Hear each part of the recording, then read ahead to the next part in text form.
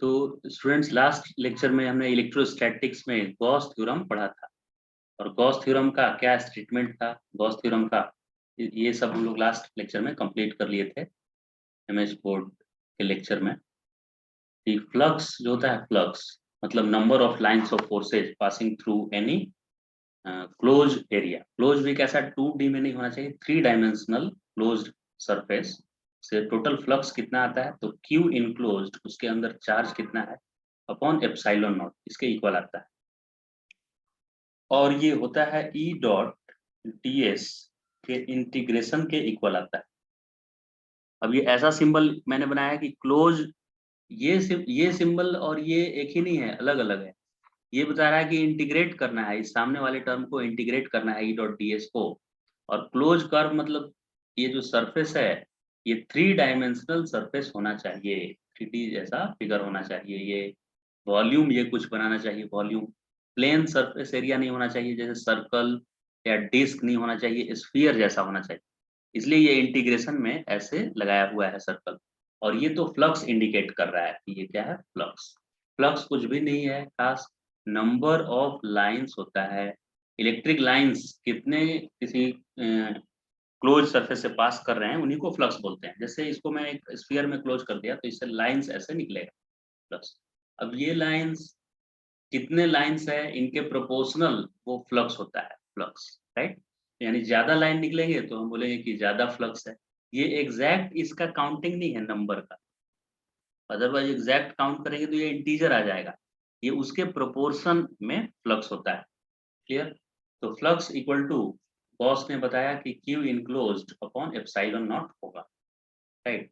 अब एक जैसे एग्जांपल हम करें इस पे, तो अगर मैं एक हेमी स्फीयर यहाँ पे बनाऊं, ऐसे हेमी स्फीयर, और इस हेमी स्फीयर के इस पे सेंटर पे क्यू चार्ज मैं रख दूं, और मैं बोलूंगा कि कितना फ्लक्स इससे पास कर रहा है, बताइए इस हेमी स्फीयर से कितना फ्लक्स पास हो रहा है।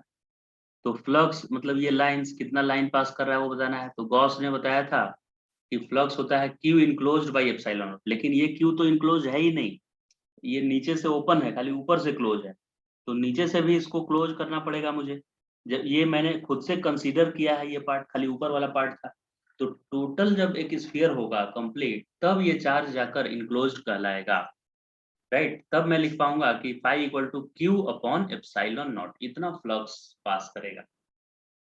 लेकिन इतना फ्लक्स तो नीचे और ऊपर दोनों मिलाकर पास हो रहा है, लेकिन मुझे तो खाली ऊपर वाले से पूछा था इतने से, ये ऊपर ग्रीन वाले से पूछा था, ये तो मैंने खुद कंसीडर किया है।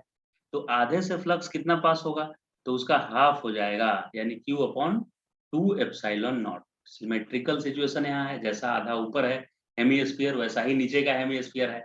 इसीलिए ऊपर वाले हेमीस्फीयर से Q by 2 epsilon not flux pass करेगा। क्लियर हो गया इतना बात। तो अब हम लोग ये प्लेन एक दिया हुआ है, प्लेट इनफाइनाइट प्लेन शीट एक दिया हुआ है। मतलब इनफाइनाइट का इसका मीनिंग ये है कि इसका डायमेंशन फिक्स नहीं है, इधर भी बहुत ज्यादा है विथ रिस्पेक्ट टू डिस्टेंस। ऐसे इनफाइनाइट तो पॉसिबल नहीं है बनाना, लेकिन ये एक पेज के जैसा, पेपर जैसा होता है, उतना थिन एकदम है, थिन प्लेट है ये। तो थिन मतलब एक ही लेयर है, खाली प्लस प्लस प्लस ऐसे लेयर बना हुआ है, प्लस। तो इसी डायग्राम में मैं बना दे रहा हूँ, ऐसे प्लस प्लस लेयर बना हुआ है। और इससे मुझे किसी भी डिस्टेंस पे, आर डिस्टेंस पे यहाँ पे पता करना है कि कितना इलेक्ट्रिक फील्ड होगा, इलेक्ट्रिक फील्ड फाइंड करना है कि नहीं। तो क्या करेंगे, एक सिलेंडर कंसीडर किए ऐसे, इसके अंदर से पास करता हुआ, ये अंदर पेनिट्रेट करके ऐसे गया है, ये अंदर पेनिट्रेट करके और ऐसे आया है सिलेंडर। सिलेंडर क्यों कंसीडर कर रहे हैं, क्योंकि मुझे गॉस थ्योरम अप्लाई करना है, तो चार्ज इनक्लोज रहेगा तभी तो काम चलेगा। चार्ज को इनक्लोज करना है, तो हम इतने इतने दूर के चार्ज को इनक्लोज किए, यहाँ तक के चार्ज को। तो सिग्मा चार्ज डेंसिटी है, सिग्मा मतलब चार्ज पर यूनिट एरिया। तो इसका एरिया कितना है, ये क्रॉस सेक्शन एरिया जो भी होगा इससे मल्टीप्लाई कर देंगे, राइट। तो हम मान लेते हैं कि ये ए एरिया है। तो सिग्मा चार्ज डेंसिटी था, तो क्या ये चार्ज इनक्लोज्ड हो गया कि नहीं, चार्ज इनक्लोज। चार्ज इनक्लोज कैसे हो गया, ये सिलेंडर के अंदर कितना चार्ज फंस गया, चार्ज पर यूनिट एरिया है सिग्मा। तो हम माने इस सिलेंडर का क्रॉस सेक्शन एरिया ए है, तो इसके अंदर कितना चार्ज आया होगा, सिग्मा इंटू ए, राइट। तो मेरे पास इनक्लोज्ड चार्ज की वैल्यू आ गई सिग्मा इंटू ए। अब गॉस ने बताया है कि टोटल फ्लक्स होता है Q enclosed upon epsilon not, यही तो होता है टोटल फ्लक्स। तो Q enclosed upon epsilon not, ठीक। तो टोटल फ्लक्स कैसे निकलेगा?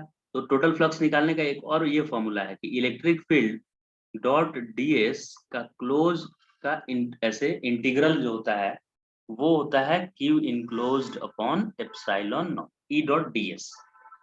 अब E डॉट ds ये जो इनक्लोज है इसको अलग अलग पार्ट में बांट देते हैं। ये पूरा सिलेंडर इनक्लोज है, लेकिन कितने सरफेस से इनक्लोज है? 3 सरफेस से। एक इधर का ये जो इसका है ढक्कन जिसको बोलते हैं हम लोग, इसका कैप इधर वाला, और एक इधर वाला कैप, दो क्लोजिंग सरफेस, और एक ये जो कर्व है, कर्व वाला टेढ़ा ऐसा 2πr l जिसका होता है। तो ये पाइप का, सिलेंड्रिकल पाइप का 2πr l वाला एरिया, कर्व्ड एरिया, 3 एरिया है, 3 एरिया से बंद हुआ है। तो हम इसको E डॉट, ये 3 बार लिखेंगे। तो इसके लिए जब लिखेंगे E डॉट, तो ये E मान लेते हैं यहाँ का इलेक्ट्रिक फील्ड क्या है, E।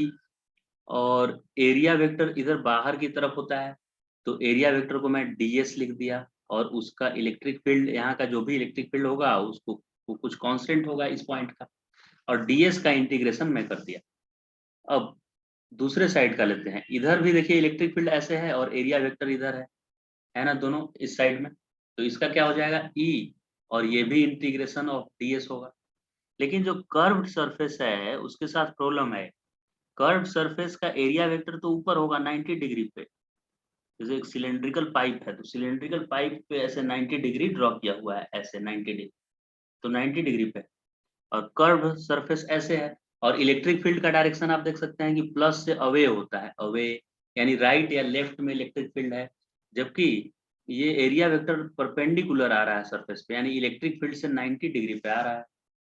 तो 90 डिग्री पे डॉट प्रोडक्ट क्या हो जाता है, 0 हो जाता है, क्योंकि डॉट प्रोडक्ट होता है A dot B equal to A B cos theta. तो E डॉट ds हो जाएगा E ds cos theta. E और ds तो रहेगा, लेकिन cos 90 बन जा रहा है यहाँ। तो इस 90 के चक्कर में ये टर्म पूरा 0 हो जाएगा। तो Q enclosed upon epsilon not, Q enclosed upon epsilon naught. तो इस ds को हम A माने हैं कि ये क्रॉस सेक्शनल एरिया ही तो है। तो इस क्रॉस सेक्शनल एरिया को मैंने क्या लिया है, A। तो ये हो गया E इंटू A, और दूसरे साइड में भी मैग्नीट्यूड ऑफ इलेक्ट्रिक फील्ड उतना ही है और एरिया वही है, और ये थर्ड वाला टर्म 0 हो जाएगा, ये थर्ड वाला टर्म cos 90 0 होता है। अब Q enclosed upon epsilon not, Q enclosed देखिए यहाँ से लाकर और यहाँ सब्स्टिट्यूट कर देना है, तो सिग्मा A है Q इनक्लोज्ड, और नीचे एप्सिलॉन नॉट। तो 2EA electric field into area equal to sigma A by epsilon naught. A ने A को मार दिया, तो इलेक्ट्रिक फील्ड का वैल्यू आ गया सिग्मा अपॉन 2 एप्सिलॉन नॉट। ये 2 इधर डिवाइड कर दिए ले जाकर, यही डेरिवेशन है इसका। यानी गॉस थ्योरम का यूज करके हमने इस थिन प्लेट का, जिसका एकदम थिकनेस नहीं था, एक पेज के जैसा, नोटबुक में जैसा पेज होता है उतना से भी पतला था, उस पे चार्ज था, मतलब एक ही लेयर था, 2 लेयर नहीं था उसमें। तो उसका फील्ड मैंने ये निकाला सिग्मा बाई 2 एप्सिलॉन नॉट, ये इसका डेरिवेशन है। राइट, समझ में आ गया? तो 8.3 न्यूमेरिकल अभी हम लोग करने जा रहे हैं, न्यूमेरिकल नंबर 8.3। तो इसमें क्या बोल रहा है, इसमें ये न्यूमेरिकल देखिए 8.3, the charge per unit area, यानी sigma, charge per unit area मतलब क्या, सिग्मा, ये सिग्मा दिया हुआ है 3 microcoulomb per metre square. Calculate the electric field intensity at a point just near surface of the sheet measured from its mid point। तो sheet के mid point पे आपको बताना है कि कितना इलेक्ट्रिक फील्ड होगा। राइट, तो ये हम जो फॉर्मूला यहाँ पे पढ़े सिग्मा अपॉन 2 एप्सिलॉन नॉट, ये तो इंडिपेंडेंट फ्रॉम आर है, इंडिपेंडेंट फ्रॉम आर, मतलब आर यहाँ रहे एकदम बीच में, यहाँ पे रहे या यहाँ यहाँ कहीं भी आर रहे, सेम आना है आंसर। तो आंसर तो सिग्मा बाई 2 एप्सिलॉन नॉट ही आएगा। तो सिग्मा का वैल्यू दिया है 3 माइक्रो, माइक्रो मतलब 10 to the power minus 6 upon 2, और एप्सिलॉन नॉट का वैल्यू होता है 8.85 into 10 to the power minus 12। तो इसको सिंप्लीफाई कर देंगे तो 1.7 into 10 to the power 5 electric field का यूनिट न्यूटन पर कूलम आ जाएगा। ये यूनिट है इलेक्ट्रिक फील्ड का। इलेक्ट्रिक पोटेंशियल, पहले ये डिफाइन करते हैं क्या होता है इलेक्ट्रिक पोटेंशियल एनर्जी। तो अगर आप दो चार्जेस को, स्प्रिंग से पहले हम समझेंगे क्या होता होगा इलेक्ट्रिक पोटेंशियल एनर्जी, ये चीज इलेक्ट्रिक पोटेंशियल एनर्जी। तो अगर हमारे पास एक स्प्रिंग है ऐसे, और ये अभी नेचुरल लेंथ पे है, इसका ये नेचुरल लेंथ है, तो इसमें कुछ भी एबिलिटी नहीं है करने की, इसमें कुछ पोटेंशियल एनर्जी नहीं है, हम बोलते हैं इसके पास कुछ भी पोटेंशियल एनर्जी नहीं है, क्योंकि ये न तो अपने आप कंप्रेस होने वाला है, न ही इलोंगेट होने वाला है, तो इसकी कुछ भी एनर्जी नहीं। लेकिन अगर कोई इस स्प्रिंग को ऐसे कंप्रेस करके रखा है, ऐसे कंप्रेस करके किसी ने रख दिया है इस स्टेट में, ऐसे किसी भी तरह से फिक्स करके, तो ये स्प्रिंग अंडर टेंशन है अभी, यानी जब भी इसे मौका मिलेगा, इसके पास एनर्जी है, एबिलिटी टू डू वर्क। ये क्या एबिलिटी है इसमें वर्क करने की, तो अपने नेचुरल लेंथ आने में टेंडेंसी है, नेचुरल लेंथ में आने की टेंडेंसी है, right. So this spring will try to attain its natural length after removal of deforming force. So this is under tension. So we say that this spring had some potential energy. इसके पास कुछ potential energy है, बिल्कुल सही बात है। तो वैसे ही दो चार्ज अगर मेरे पास है, प्लस क्यू चार्ज और दूसरा चार्ज यहाँ पे प्लस क्यू, ये भी प्लस क्यू ही ले लेते हैं, या टू क्यू ले सकते हैं, इसको क्यू टू ले लीजिए, इसको क्यू वन। तो ये दोनों चार्ज कहाँ पे रहेंगे, तो रिलैक्स रहेंगे, जैसे स्प्रिंग रिलैक्स था मेरा, तो ये एक दूसरे पे फोर्स नहीं लगाने चाहिए, यानी ये पहले से इन्फिनिटी पे होने चाहिए एक दूसरे पे, मतलब Q1 यहाँ है तो Q2 उससे इनफाइनाइट डिस्टेंस पे होना चाहिए, Q2 इनफाइनाइट डिस्टेंस पे होना चाहिए, तब दोनों एक दूसरे को फोर्स नहीं लगाएंगे, रिलैक्स रहेगी। इनफाइनाइट मतलब बहुत लार्ज डिस्टेंस पे होना चाहिए, जहाँ पे एक दूसरे के फोर्स का असर ना पड़े, राइट। तो ये इनफाइनाइटली सेपरेटेड मान लिए इनको, तो वो रिलैक्स है, तो पोटेंशियल एनर्जी जीरो है। इसलिए ये कंक्लूजन मेरा ये निकला कि when two charges are separated by distance infinity, then their potential energy is taken as zero. तो इसकी पोटेंशियल एनर्जी हम क्या लेंगे, जीरो लेंगे, जब ये इनफाइनाइटली सेपरेटेड है। अब ये दोनों चार्ज को पास में ला रहे हैं, पास में, ये अपने आप पास तो आएंगे नहीं, क्योंकि एक दूसरे को रिपेल कर रहे थे, तो कोई फोर्सफुली लाया होगा, तो जो भी लाया होगा इनको यहाँ से यहाँ तक आर डिस्टेंस पे, ये आर डिस्टेंस पे किसी ने ले आया इसको पकड़ के, ये एक दूसरे से मतलब नफरत कर रहे थे, भाग रहे थे एक दूसरे से, लेकिन किसी ने पकड़कर एक्सटर्नल एजेंट ने लाया, तो एक्सटर्नल एजेंट का एनर्जी लॉस हुआ, उसने वर्क किया, तो वो एनर्जी क्या इस सिस्टम की पोटेंशियल एनर्जी के फॉर्म में स्टोर हो जाएगी। तो ये क्या कंप्रेस स्प्रिंग जैसा, कंप्रेस्ड स्प्रिंग के जैसा बिहेव करेगा ये चार्ज, दो चार्ज जब पास पास रखा होगा तो उसमें कितनी एनर्जी आ जाएगी, उसका एक्सप्रेशन होता है U equal to K Q1 Q2 upon R, R square नहीं, ओनली आर, आर स्क्वायर तो फोर्स में था, तो पोटेंशियल जब दो चार्ज की आर डिस्टेंस पे सेपरेटेड हैं Q1 Q2, तो वो अंडर टेंशन होते हैं, और उनमें कितनी पोटेंशियल एनर्जी होती है, के Q1 Q2 अपॉन आर, ये एक्सप्रेशन है पोटेंशियल एनर्जी का। और ये आया कहाँ से इसमें एनर्जी, तो जिसने भी इसको इन्फिनिटी से पास लाया होगा उसका एनर्जी लॉस हुआ होगा, वही इसमें एनर्जी स्टोर्ड है। So we can define potential energy as amount of work done or energy required to assemble system of charges, to assemble a system of charges। जैसे सिस्टम ऑफ चार्जेज मतलब एक से ज्यादा चार्ज होना चाहिए, तो अगर मुझे ट्रायंगल के ऊपर चार्ज को असेंबल कराना है, एक मान लेते हैं ट्रायंगल मेरे पास है, तो इस ट्रायंगल के ऊपर Q1 यहाँ रखना है, Q2 यहाँ और Q3 यहाँ रखना है ट्रायंगल के ऊपर, तो इसको मुझे काम करना पड़ेगा, इसको करने के लिए Q1 Q2 Q3 को लाने के लिए, तो जितना भी काम करना पड़ेगा वो इस सिस्टम का पोटेंशियल एनर्जी हो जाएगा, और वो क्या होगा पोटेंशियल एनर्जी, के Q1 Q2 by are plus के Q2 Q3 by are plus के Q3 Q1 बाई आर। मतलब Q1 को लाएंगे तो अकेले इन्फिनिटी से कोई प्रॉब्लम नहीं होगा, कोई अपोज नहीं करेगा, लेकिन Q2 को लाएंगे तो Q1 अपोज करेगा, तो Q2 को लाते समय Q1 का अपोजिशन फेस करना पड़ा, फिर Q3 को लाएंगे तो ये दोनों अपोज करेंगे Q1 Q2, तो Q3 को लाए तो Q1 Q2 भी अपोज किया, अब Q3 को लाए तो Q1 भी अपोज किया, दोनों किए, इसलिए टोटल 3 टर्म हो गया। तो सर ये कितना हम कैसे याद रखेंगे कि कितना टर्म है, तो कैसे एक्सप्रेशन लिखना है, तो उसके लिए फॉर्मूला है कि जितने भी चार्जेस हैं सिस्टम में उतना C2 कर देना है, मतलब एक बार में दो का कॉम्बिनेशन लिखना है ना मुझे, तो यहाँ पे क्या कर देंगे NC2 फॉर्मूला याद रखेंगे, NC2। तो ट्रायंगल के लिए आइए चेक करते हैं NC2, तो 3C2 लिखेंगे, यानी ट्रायंगल में 3 चार्ज है, तो 3 का फैक्टोरियल यानी 3 into 1 2 into 1 और 2 का फैक्टोरियल 2 से 2 कट गया तो 3 आया, देखिए 3 आया तो टर्म भी 1 2 3 3 टर्म आने चाहिए 3 आने से। लेकिन अगर 3 के जगह पर अगर मैं ट्रायंगल पे चार्ज को नहीं रखकर अगर स्क्वायर पे रखता या हेक्सागन के कॉर्नर पे चार्ज को रखता तो क्या होता?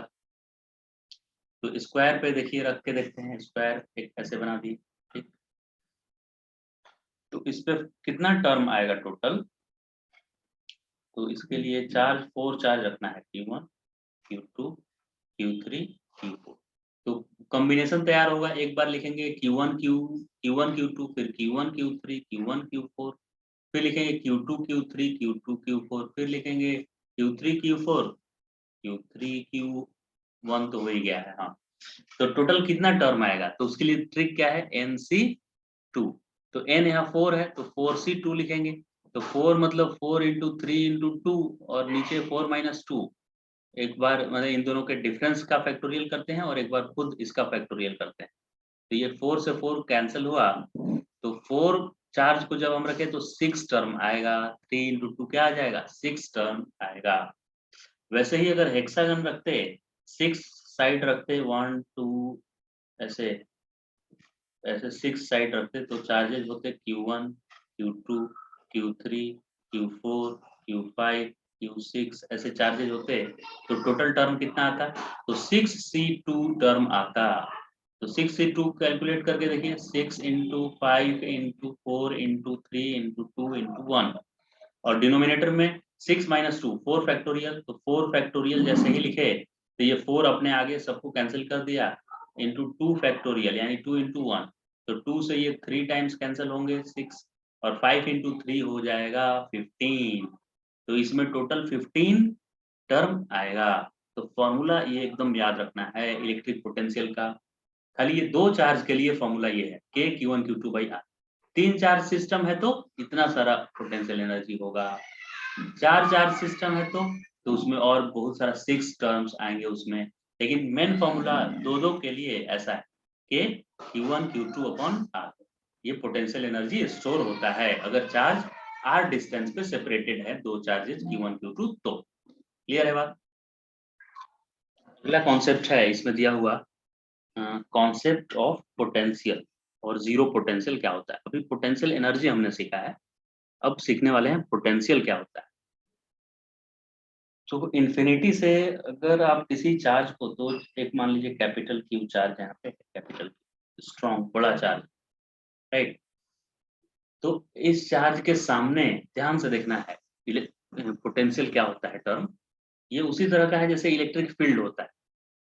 तो एक चार्ज यहाँ अकेले रखा हुआ है, तो अब किसी पे ये फोर्स लगा सकता है क्या? किसी पे फोर्स नहीं लगाएगा। एक दूसरा चार्ज आएगा तब तो फोर्स लगाएगा, अकेले किस पे ये फोर्स लगाएगा? नहीं लगाएगा। तो एक दूसरा चार्ज अगर आप यहाँ पे लाएंगे तब जाकर ये कुछ फोर्स लगा सकता है। तो दूसरा चार्ज किसी ने Q लाया, स्मॉल चार्ज Q लाया, तो ये कितना फोर्स लगाएगा उस पे? तो Q चार्ज पे यहाँ पे मैं चार्ज लिख रहा हूँ, चार्ज, और इधर लिख रहा हूँ फोर्स, कितना फोर्स इसने लगाया। तो जब मैं चार्ज लिखा Q तो इसने फोर्स उस पर लगा दिया Q बाई R स्क्वायर। इन दोनों के बीच का जो सेपरेशन है R स्क्वायर फोर्स लगाया। तो 1 कूलम्ब चार्ज पे कितना फोर्स लगाएगा? ये Q कूलम्ब चार्ज पे इतना फोर्स लगाया, ठीक।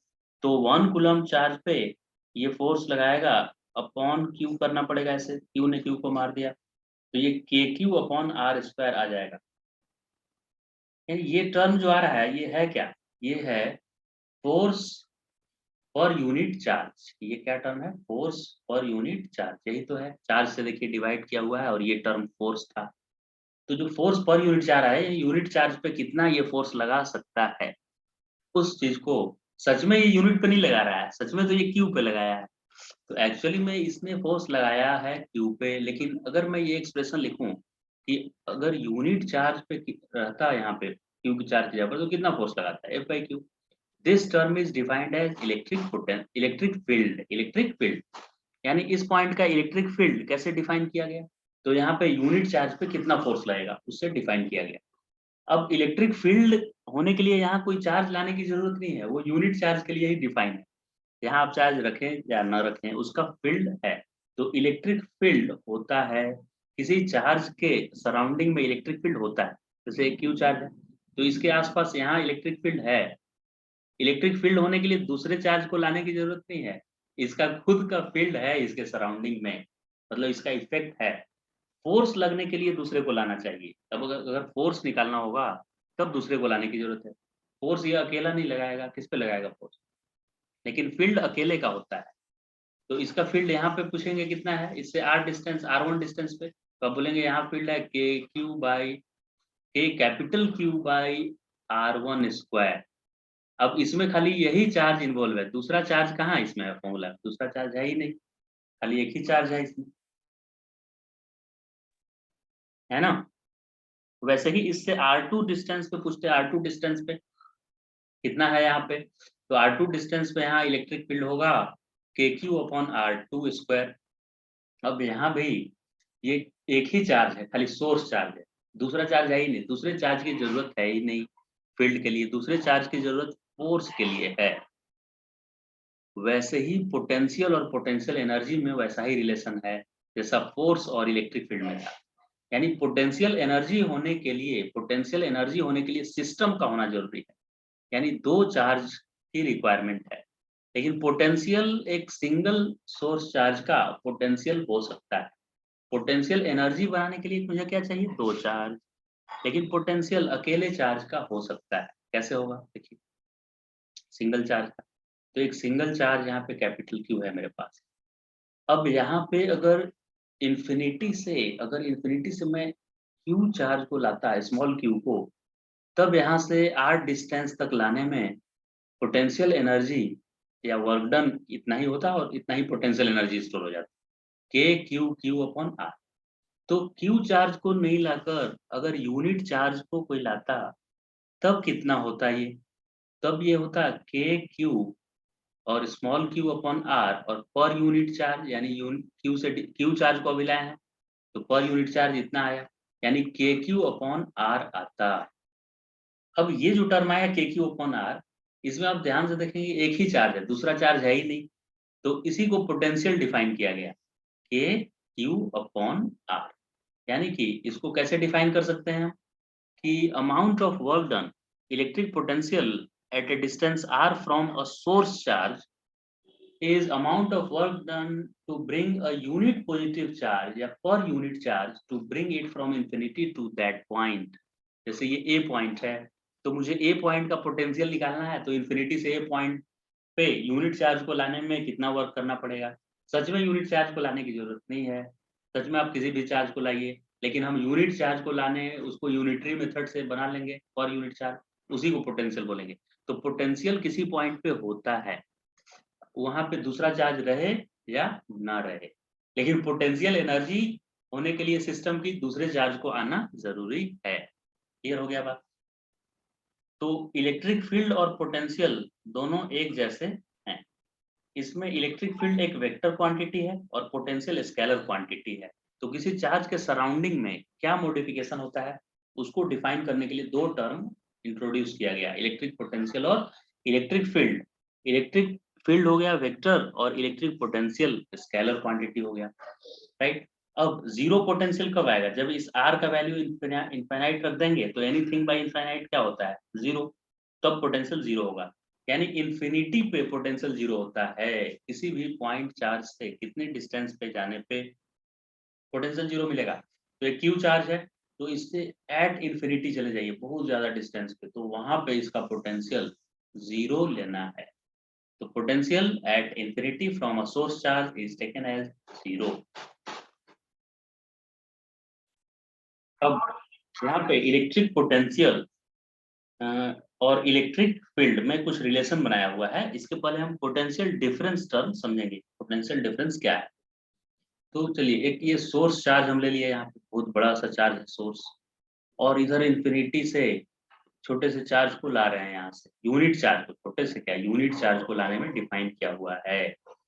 तो अगर हम एक पॉइंट यहाँ पे ले लिए, ये बी पॉइंट है, तो इन्फिनिटी से बी तक लाने में जितना मुझे मेहनत करना पड़ा, जितना वर्क करना पड़ा, उसको पोटेंशियल ऑफ पॉइंट बी बोलेंगे, वीबी।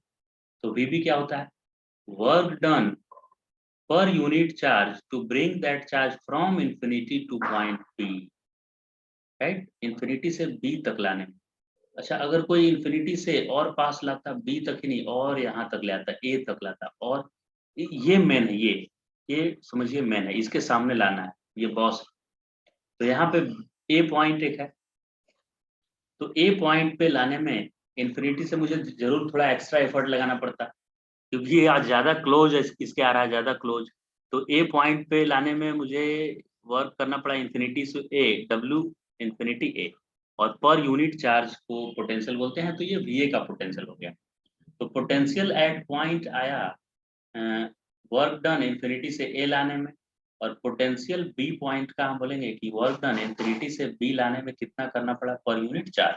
इन दोनों में कौन ज्यादा है, तो सबको पता है कि वी ए ज्यादा होगा, क्योंकि वी ए ज्यादा क्लोज आया है इसके।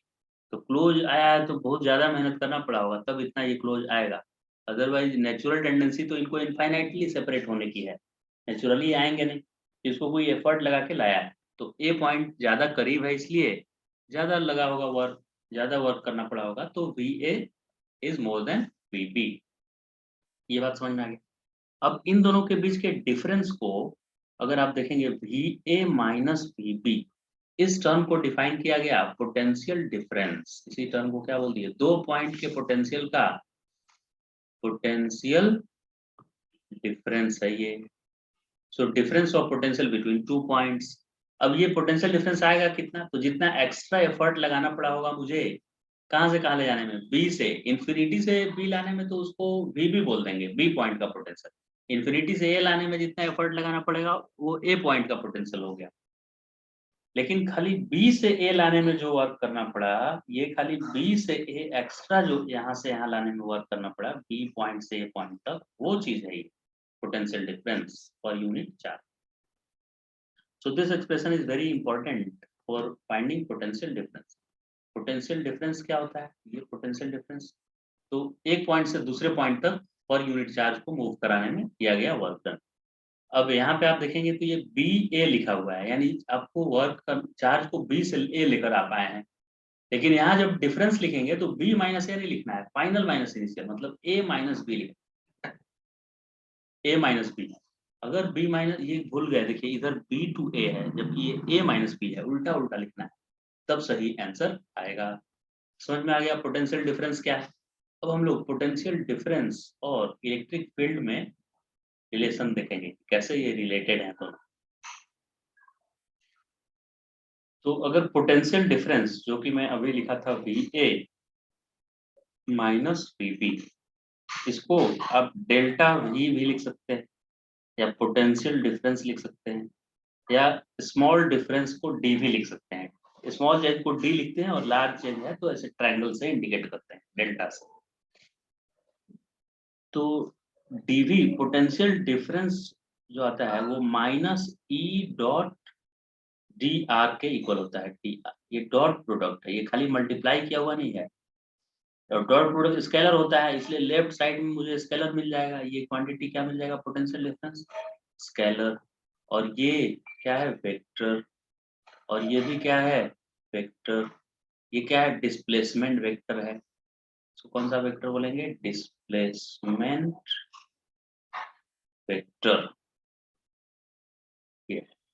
तो आपको पता होगा डिस्प्लेसमेंट वेक्टर कैसे निकालते हैं, यहाँ साइड में हम दिखा दे रहे हैं। अगर ये ए पॉइंट है और ये बी और ये ओ है, तो अगर कोई ए से बी गया है और ओ बी मान लेते हैं R2 है और ओ ए जो है R1 है पोजीशन वेक्टर, तो ए बी को डिस्प्लेसमेंट वेक्टर बोलते हैं। और ये होता है O B minus O A, that means R2 minus R1। तो इसी को ए बी वेक्टर को डिस्प्लेसमेंट वेक्टर बोलते हैं, राइट। तो इनिशियल से फाइनल पॉइंट अगर गया है तो फाइनल पॉइंट का पोजीशन वेक्टर, ये क्या है, position vector of final point. और ये है position vector of initial point, position initial point का है ये, इनिशियल पॉइंट का पोजीशन, दोनों का सब्ट्रैक्शन करेंगे डिस्प्लेसमेंट वेक्टर मिल जाएगा। अब ये वेक्टर अगर है तो इलेक्ट्रिक फील्ड का तीन तीन कंपोनेंट होगा, X component, Y component, Z component, ऐसे होगा, तीन कंपोनेंट होगा। तो पोटेंशियल निकालना है इलेक्ट्रिक फील्ड से तो डायरेक्ट डॉट प्रोडक्ट कर दीजिए, हो जाएगा, एकदम सिंपल है। जैसे एक क्वेश्चन एक करते हैं, इलेक्ट्रिक फील्ड का वैल्यू मान लीजिए कहीं दिया है 2i cap plus 3j cap. और ये dr पोजीशन वेक्टर जब निकाले r2 माइनस r1 तो इसका भी कुछ वेक्टर आ जाएगा i cap minus j cap, तो इनका डॉट प्रोडक्ट तो आता ही है करने, तो डॉट प्रोडक्ट कर देंगे तो पोटेंशियल डिफरेंस उन दोनों पॉइंट का मिल जाएगा। लेकिन अगर इसका उल्टा प्रोसेस हो या अगर इलेक्ट्रिक फील्ड वेरिएबल हो तब क्या करेंगे, तो दोनों साइड इंटीग्रेट पहले ऐसे कर दीजिए, minus integration of E dot D R, dot product करने से स्केलर इसको बना लेंगे और दोनों साइड इंटीग्रेट कर देंगे। तो अगर ये आर इनिशियल से आर फाइनल गए तो आर इनिशियल पे पोटेंशियल को V1 लिखेंगे और फाइनल पोजीशन में V2 लिखेंगे, तो ये upper limit minus lower limit V2 minus V1 हो जाएगा। ये कुल मिलाकर अब इधर ये बात है कि अगर उल्टा हो, यानी इलेक्ट्रिक फील्ड पूछ दिया आपसे और पोटेंशियल गिवन है, तब E इक्वल टू क्या लिखना है, तो माइनस dV बाई dr लिखना है। अब ये इलेक्ट्रिक फील्ड में तीन कंपोनेंट है, x कंपोनेंट खाली चाहिए इलेक्ट्रिक फील्ड का, तो माइनस dV बाई dx लिख लेंगे। अगर खाली y कंपोनेंट चाहिए इलेक्ट्रिक फील्ड का, क्योंकि इलेक्ट्रिक फील्ड वेक्टर है तो इसका तीन कंपोनेंट होगा x y z, तो माइनस dV बाई, मतलब इस पोटेंशियल को डिफरेंशिएट करेंगे ओनली y के रेस्पेक्ट में और अदर को कांस्टेंट मानेंगे, इसलिए ये d नहीं लिखकर डेल ऐसे लिखा रहता है, डेल मतलब पार्शियल डेरिवेटिव है, ये तो पूरा d बाई डी आर है, dv बाई डी आर, ये पार्शियल है। पार्शियल मतलब कि अगर y के रेस्पेक्ट में कर रहे हैं तो इसमें अगर x है तो उसको एज ए कांस्टेंट कंसीडर करना है, तो ई वाई हो गया। अब ई जेड अगर निकालेंगे, ई जेड तो हो जाएगा minus del V by del Z, मतलब जेड के रिस्पेक्ट में डिफरेंशिएट करेंगे keeping X and Y as a constant. तो इस तरह से हम पोटेंशियल गिवन है तो फील्ड निकाल सकते हैं, और फील्ड गिवन है तो पोटेंशियल डिफरेंस बता सकते हैं कि उस फील्ड में कितना पोटेंशियल डिफरेंस है किसी भी दो पॉइंट के बीच। तो एक न्यूमेरिकल है यहाँ पे दिया हुआ, इस न्यूमेरिकल में है the potential at a point A, ठीक है, एक ए पॉइंट है दिया हुआ, उस पे पोटेंशियल की बात कर रहा है ये कि ए पॉइंट पे पोटेंशियल कितना है, पोटेंशियल ए पॉइंट पे ए पॉइंट है, अब वहां का पोटेंशियल दिया हुआ है, ठीक है, ए पॉइंट का पोटेंशियल, तो यहाँ पे हम लिख दे रहे हैं साइड में जो इन्फॉर्मेशन दिया है ना, potential at point A is given by this formula V A equal to 4 into 10 to the power 5 volt, volt unit होता है पोटेंशियल का दिया हुआ है। Find the work done in bringing a charge 3 microcoulomb, कितने चार्ज को मूव कराना है 3, ठीक है, 3 माइक्रोकूलम यानी 3 into 10 to the power minus 6 coulomb charge को मूव करना है 3 microcoulomb from infinity to point A, infinity से ए तक लाना है मुझे, तो work done from infinity to A लाना है, कितना होगा ये पूछा है, तो वर्क डन इंफिनिटी से ए कितना होगा, तो फॉर्मूला हम लोग पढ़े हैं कि पोटेंशियल और इसमें ये रिलेशन है चार्ज इनटू पोटेंशियल डिफरेंस होता है, लेकिन ये उल्टा लिखते हैं, ये इंफिनिटी ए है तो यहाँ ए माइनस इंफिनिटी लिखेंगे, उल्टा लिखते हैं, बताया थे आपको, ये ए बी था तो B minus A, B A work done B to A होता तो ए माइनस बी लिखते, उल्टा लिखना है, तो ये इंफिनिटी से ए है तो फाइनल माइनस इनिशियल लिखना है मुझे, फाइनल माइनस इनिशियल, तो इंफिनिटी से ए है तो हम क्या लिखेंगे ए माइनस इंफिनिटी, मतलब ये देखिए फाइनल है, फाइनल पॉइंट, और यहाँ से स्टार्ट किए हैं ये इनिशियल पॉइंट है, तो पहले क्या लिखेंगे फाइनल तब लिखेंगे इनिशियल, यही आंसर होना चाहिए मेरा। तो क्यू देखिए गिवन है क्या, हाँ 3 into 10 to the minus 6 बिल्कुल।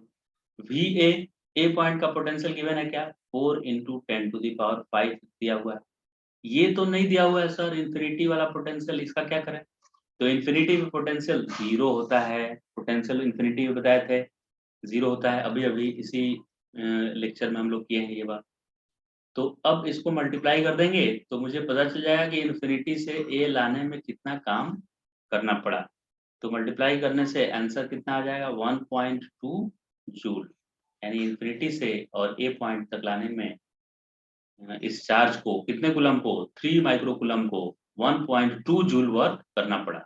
सेकेंड पार्ट इसका क्वेश्चन क्या है, सेकेंड पार्ट पूछ रहा है कि does the answer depend on path along which charge is brought, तो इंफिनिटी से चार्ज को आप कौन से पाथ से लाए हैं, स्ट्रेट लाइन में आए हैं कि कर्व करते हुए लाए हैं, ये डिपेंड कर रहा है क्या, तो नहीं डिपेंड कर रहा है, यहाँ पे इंडिपेंडेंट है, क्यों इंडिपेंडेंट है, क्योंकि ये सिर्फ पॉइंट पे डिपेंड कर रहा है कि ए पॉइंट का पोटेंशियल कितना है और इन्फिनिटी का क्या है। दोनों पॉइंट के पोटेंशियल पे डिपेंड कर रहा है। वो बीच में कौन से रास्ते से लाए हैं उसके पोटेंशियल का यहाँ पे नहीं है नाम। जैसे वर्क डन ए से बी लिखे थे हम, तो क्यू इंटू खाली वीबी माइनस वी ए लिखे थे। अब वो बीच में कौन से पाथ से आया है उससे मतलब नहीं है, खाली ये फाइनल पॉइंट का पोटेंशियल और ये इनिशियल पॉइंट का पोटेंशियल था। तो फाइनल इनिशियल पॉइंट पे डिपेंड खाली कर रहा है, बीच में कौन से पाथ से लाए हैं उससे इंडिपेंडेंट है। तो आंसर हो गया no, the work done is independent of the path. Right, clear, समझ में आ गया ये कैसे सॉल्व हो रहा है ये न्यूमेरिकल।